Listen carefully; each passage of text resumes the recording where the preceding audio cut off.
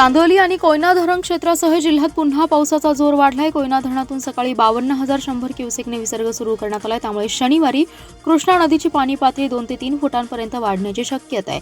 जिल्ह्यातील कृष्णा वारणा नदीकाठच्या गावांना सतर्कतेचा इशारा जिल्हा प्रशासनाने दिलाय। नद्यांची पाणी पातळी वाढत असल्याने पुराचा धोका कायम आहे। 2 दिवसांपासून पावसाचा जोर वाढत असताना धरण पाणलोट क्षेत्रात पुन्हा अतिवृष्टी होते। जिल्ह्यातही संततधार पाऊस सुरू असल्याने दैनंदिन जनजीवन विस्कळीत झाले। कृष्णा नदीच्या आयर्विन पूल येथील पाणी पातळी शुक्रवारी सायंकाळी 5 वाजता 29 फूट 9 इंच आहे। शुक्रवारी सकाळी 9 वाजल्यापासून कोयना धरणातून 10,000 क्युसेक्स विसर्ग वाढवलाय, म्हणजे कोयनेतून 52,100 क्युसेकने विसर्ग सुरू आहे। भारतीय हवामान खात्याने सातारा जिल्ह्याकरिता रेड आणि ऑरेंज अलर्ट दिलाय। त्यामुळे सध्या नदीची पातळी कमी होत असली तरी धरण आणि मुक्त पाणलोट क्षेत्रामध्ये पाऊस सुरू आहे। कोयना व इतर धरणात पाण्याची आवक वाढत असल्याने विसर्ग वाढवण्यात आलाय। कृष्णा नदीच्या पाणी पातळीत शनिवारी 2 ते 3 फुटांनी वाढ होण्याची शक्यता आहे, असे पाटबंधारे विभागाच्या वतीने सांगण्यात आले। वारणा धरण क्षेत्रातही संततधार पाऊस सुरू आहे। शिराळा तालुक्यातही पावसाचा जोर कायम असल्यामुळे वारणा नदी दुथडी भरून वाहते। पाऊस आणि धरणातील विसर्ग लक्षात घेतल्यास वारणा कृष्णा नदीकाठच्या गावांना पुराचा धोका कायम आहे। सांगली मिरज शहरासह जिल्ह्यातील 5,145 लोकांचे आणि 5,514 जनावरांचे स्थलांतर केले। माधवनगर रस्त्यावरील दुर्गामाता मंदिर परिसरात आज अचानक इलेक्ट्रिक दुचाकीने पेट घेतला। दुपारी 11:15च्या सुमारास ही घटना घडली। अग्निशमक विभागाने आग नियंत्रणात आणली, तोपर्यंत दुचाकीचा सांगाडा शिल्लक राहिला होता। सांगलीहून माधवनगरकडे जात असलेली दुचाकी पेटल्यानंतर जवळच तिचं शोरूम असल्याने कंपनीच्या कर्मचाऱ्यांनी तातडीने घटनास्थळी धाव घेतली। पेटलेले वाहन नामांकित कंपनीचं असल्याने कोल्हापूर येथून सर्व्हिस विभागातील अधिकारीही दाखल झाले। बंगळूर येथून संशोधन आणि विकास विभागाचे अधिकारी माहिती घेत आहेत। जळीत दुचाकी कीर्तिकुमार पटेल यांच्या मालकीची असल्याची माहिती आहे। 1.5 वर्षापूर्वी त्यांनी हे वाहन खरेदी केले। पेट्रोल वाहनाप्रमाणे या वाहनालाही सर्व्हिसिंगची गरज असते। वाहनाने पेट घेतल्यानंतर हिस्ट्री तपासली असता शेवटचे सर्व्हिसिंग 24 ऑगस्ट 2023ला केल्याचं समोर आलंय। स्पीडोमीटरमध्ये पाना लागल्याची शक्यता आहे, अशी माहिती सूत्रांनी दिली आहे। मराठा समाजाच्या मागण्यांसाठी मनोज जरांगे यांचं आंदोलन सुरू आहे। त्यांनी आमदार पाडण्याचा निर्णय घेतला, याला माझा पाठिंबा आहे। राज्यातील आमदारांनी ओबीसींच्या न्याय मागण्यांसाठी पक्षाचा विचार न करता ओबीसींच्या पाठीमागे उभे राहावे। जे आमदार आमच्या मागे उघडपणे येणार नाहीत त्यांच्याबाबत येत्या विधानसभा निवडणुकीत समाजाने क्रांतिकारक निर्णय घेईल, असा इशारा ओबीसी समाजाचे नेते लक्ष्मण हाके यांनी दिलाय। ओबीसी समाजाचा सांगली येथील तरुण भारत स्टेडियमवर रविवारी 11 ऑगस्ट रोजी मेळावा होणार आहे। या पार्श्वभूमीवर तयारीचा आढावा घेण्यासाठी लक्ष्मण हाके सांगलीत आले होते।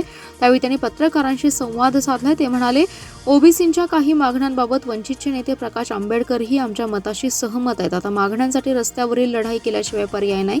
सांगली जिल्ह्यातील 8 आमदार खासदारांनी ओबीसी समाजाच्या मागणीला पाठिंबा द्यावा, अन्यथा आम्ही यापुढे आम्हाला गृहीत धरू नये। जिल्ह्यातील साखर कारखानदार, जिल्हा बँकेचे अध्यक्ष, संचालक यांनीही आपली भूमिका स्पष्ट करण्याची गरज असल्याचं मत त्यांनी व्यक्त केलं। स्थानिक स्वराज्य संस्थांच्या निवडणुका अनेक ठिकाणी गेल्या 4 ते 5 वर्षांपासून घेतलेल्या नाहीत। ओबीसींच्या आरक्षणाला धक्का न लावता या निवडणुका झाल्या पाहिजेत। मात्र ओबीसी आरक्षणाच्या वादावर न्यायालयाने 3 वर्षात एकही सुनावणी घेतली नाही। ही बाब चिंताजनक आणि लोकशाहीला मारक आहे। त्यामुळे या संस्थांचा कारभार प्रशासन आणि बाबू लोकांच्या हाती गेलाय। आरक्षणाचा निर्णय लवकर घेऊन तातडीने निवडणुका व्हाव्यात, अशी मागणी त्यांनी केली आहे। लोकसभेतील विरोधी पक्षनेते राहुल गांधी यांना वाचाळवीर अनुराग ठाकूर यांनी जात विचारली। हे भाजपाच्या मनोवादी प्रवृत्तीचा खरा चेहरा असल्याचा हल्लाबोल करत काँग्रेसच्या कार्यकर्त्यांनी अनुराग ठाकूर यांच्या प्रतिमेला जोडे मारत आंदोलन केले। तर चले जाओ मोदी सरकार चले जाओ, जातनिहाय जनगणना झालीच पाहिजे, राहुल गांधी जिंदाबाद, भाजपाचे कारभारी, समता आणि संविधानाचे मार्केरी, अशा अनेक घोषणा यावेळी देण्यात आल्या। काँग्रेसचे शहर जिल्हाध्यक्ष पृथ्वीराज पाटील यांच्या नेतृत्वाखाली काँग्रेस कमिटीसमोर आंदोलन करण्यात आले। जात विचारून भाजपानं केवळ राहुल गांधी यांचाच नव्हे तर देशातील अनुसूचित जाती, जमाती, आदिवासी, ओबीसी या सगळ्या घटकांचा अपमान केलाय, असा हल्लाबोल काँग्रेसच्या नेत्यांनी यावेळी केलाय। संसदेत मंत्री ठाकूर हे विरोधी पक्षनेते राहुल गांधी यांची जात विचारतात, हे निंदनीय आहे, असंसदीय आणि अशोभनीय वर्तन आहे। पंतप्रधान नरेंद्र मोदी यांनी ठाकूरना माफी मागायला सांगायला पाहिजे, मात्र त्यांनी ठाकूर यांच्या मनोवादी जातीय वक्तव्याला पाठिंबा दिला। देश हे सगळं बघतो आहे। हे लोकशाहीचे, संविधानाचे अवमूल्यन असल्याची टीका यावेळी काँग्रेस कार्यकर्त्यांनी केली आहे। या आंदोलनात मिरज तालुका अध्यक्ष अण्णासाहेब कोरे, बिपिन कदम, CR सांगलीकर, डॉ. नामदेव कस्तुरे, प्राध्यापक ND बिरनाळे, अण्णासाहेब कोरे, अजीज मेस्त्री, अजय देशमुख, संजय काळोखे, संपत पाटील, सीमा कुलकर्णी, प्रतीक्षा काळे, क्रांती कदम, विक्रमसिंग पाटील, शेरू सौदागर, संभाजी पाटील, भाऊसाहेब पवार, महावीर पाटील, शेवंता वाघमारे, इलाही बारूदवाले, अजित ढोले, अशोकसिंग राजपूत, अनिल मोहिते, मौला अली वंटमुरे, पैगंबर शेख, सुरेश गायकवाड आणि काँग्रेस कार्यकर्ते उपस्थित होते. शामरावनगर येथील दफनभूमीसाठी नियोजित असलेल्या जागेला विरोध नाही, पण यामध्ये भूसंपादनामध्ये 16 कोटींचा घोटाळा होतोय. त्यात काँग्रेसचे 2 माजी नगरसेवक आणि महापालिकेच्या काही अधिकाऱ्यांचा समावेश असल्याचा आरोप माजी आमदार नितीन शिंदे यांनी पत्रकार बैठकीत केलाय.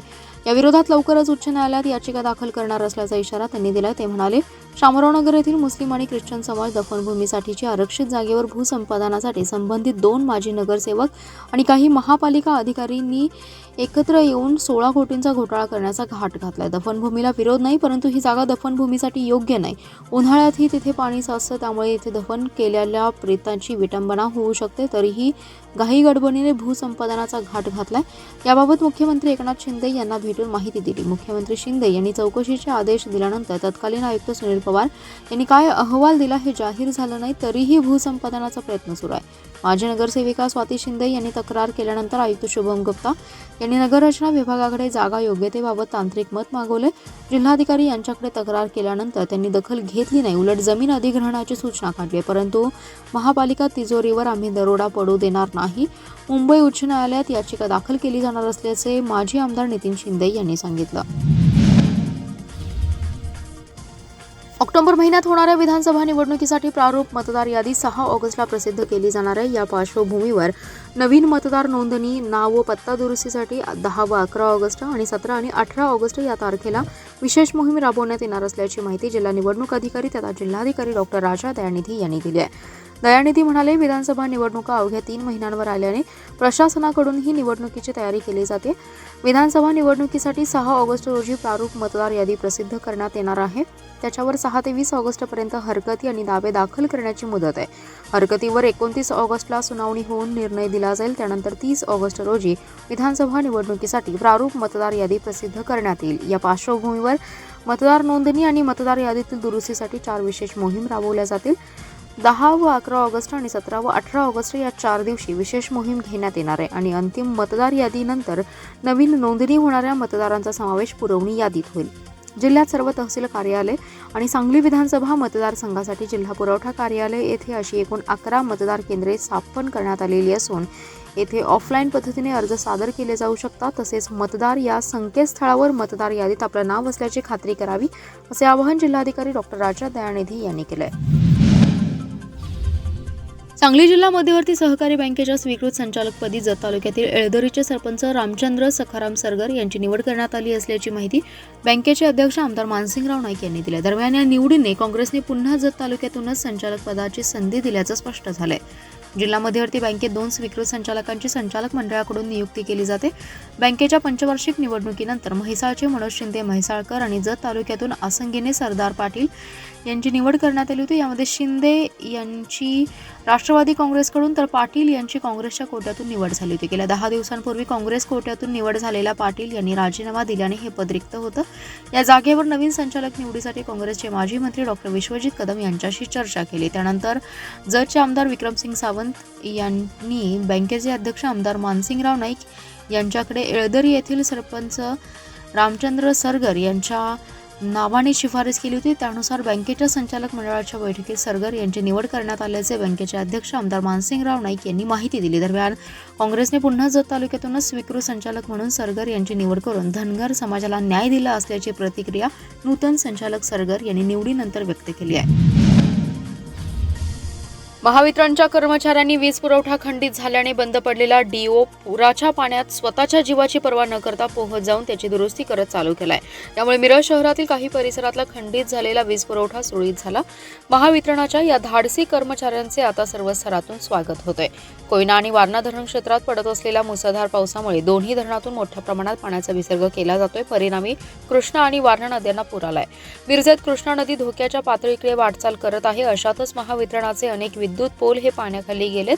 मिरज शहर उपविभाग अंतर्गत येणाऱ्या कृष्णा घाट मिरज येथील रेल्वे जॅकवेल पाणी पुरवठा ट्रान्सफॉर्मरचा डीओ खराब झाल्याने विद्युत पुरवठा बंद झाला होता. सदरची माहिती महावितरणाच्या कर्मचाऱ्यांना मिळताच मिरज सेक्शन 4 मधील कर्मचारी विनोद पाटील, रामेश्वर सत्वधर, दशरथ मगर, ऋषिकेश लाडके आणि शाखाधिकारी रामचंद्र गुड्डू यांनी पुराच्या पाण्यात पोहोच जाऊन नवीन डीओ घालून विद्युत पुरवठा चालू केलाय. महावितरणाच्या या धाडसी कर्मचाऱ्यांनी स्वतःच्या जीवाची पर्वा न करता पोहोच जाऊन विद्युत पुरवठा सुरळीत केल्याने त्यांचे नागरिकांमधून कौतुक होते. महापालिकेचे ब्रँड अँबॅसिडर दीपक चव्हाण यांनी महापालिकेच्या पूरग्रस्त निवारा केंद्रामध्ये पूरग्रस्तांसाठी गाण्यांचं आणि मनोरंजनाचे कार्यक्रम सुरू केलेत. दीपक चव्हाण यांच्या सिंगिंग स्टार म्युझिक ग्रुपकडून महापालिकेच्या रोटरी क्लब येथील पूरग्रस्त निवारा केंद्रात पूरग्रस्त बांधवांसाठी गाण्यांचा बहारदार कार्यक्रम पार पडला. या कार्यक्रमात पूरग्रस्तांना सहभागी घेत आनंद लुटलाय. आयुक्त शुभम गुप्ता आणि अतिरिक्त आयुक्त रविकांत अडसूळ यांच्या मार्गदर्शनाखाली आणि सहाय्यक आयुक्त विद्या घुगे यांच्या नियोजनाखाली हा पहिला कार्यक्रम संपन्न झाला. 2021च्या महापुरात सुद्धा दीपक चव्हाण यांनी सांगलीतील अनेक पूरग्रस्त छावण्यांमध्ये गाण्यांचे कार्यक्रम केले होते. याचबरोबर कोरोना काळात 40 कोविड सेंटरमध्ये कोरोना रुग्णांसाठी गाण्यांचे कार्यक्रम केले होते. तशाच प्रकारचा गाण्यांचा बहारदार कार्यक्रम महापालिकेच्या रोटरी क्लब येथील पूरग्रस्त निवारा केंद्रात पूरग्रस्तांसाठी पार पडला. या कार्यक्रमात सिंगिंग स्टार म्युझिक ग्रुपचे सदस्य मिलिंद बनसोडे, रफिक भालदार, राजश्री मोहनानी, दिशा मोहनानी, प्राजक्ता वाघमारे, आरिफ शेख, दीपाली देवकर यांनी सहभाग घेतला. यावेळी ग्रुपच्या सर्व सदस्यांनी बहारदार गाणी सादर करत सर्वांची मने जिंकली. तसेच पूरग्रस्त बांधवांना सोबत घेऊन सर्वांमध्ये उत्साह निर्माण करून दिला. आयुक्त शुभम गुप्ता आणि अतिरिक्त आयुक्त रविकांत अडसूळ यांच्या मार्गदर्शनाखाली हा कार्यक्रम संपन्न झालाय. सहाय्यक आयुक्त विद्या घुगे सानप आणि केंद्र संयोजन दीपक कांबळे यांचे विशेष सहकार्य लाभलं. असेच विविध पूरग्रस्त छावण्यांमध्ये गाण्यांचे कार्यक्रम करण्याचं नियोजन असल्याचे सिंगिंग स्टार म्युझिक ग्रुपचे प्रमुख दीपक चव्हाण यांनी सांगितलं. विविध योजनांची अंमलबजावणी आणि उपक्रमामध्ये महसूल विभागाचं मोठं योगदान असल्याचे प्रतिपादन तहसीलदार श्यामल खोत पाटील यांनी केलंय. शिराळा येथील तहसील कार्यालयामध्ये महसूल पंधरवड्याची सुरुवात करण्यात आली. या कार्यक्रमाच्या उद्घाटन प्रसंगी त्या बोलत होत्या. यावेळी निवासी नायब तहसीलदार हसन मुलानी, महसूल तहसीलदार राजेंद्र पाटील, निवडणूक तहसीलदार राजाराम शिंदे, शशिकांत सूर्यवंशी, सचिन वने, संजय देवकर, दिलावर संदेश, शरीफ मुल्ला, सागर पाटील, दीपक चव्हाण उपस्थित होते.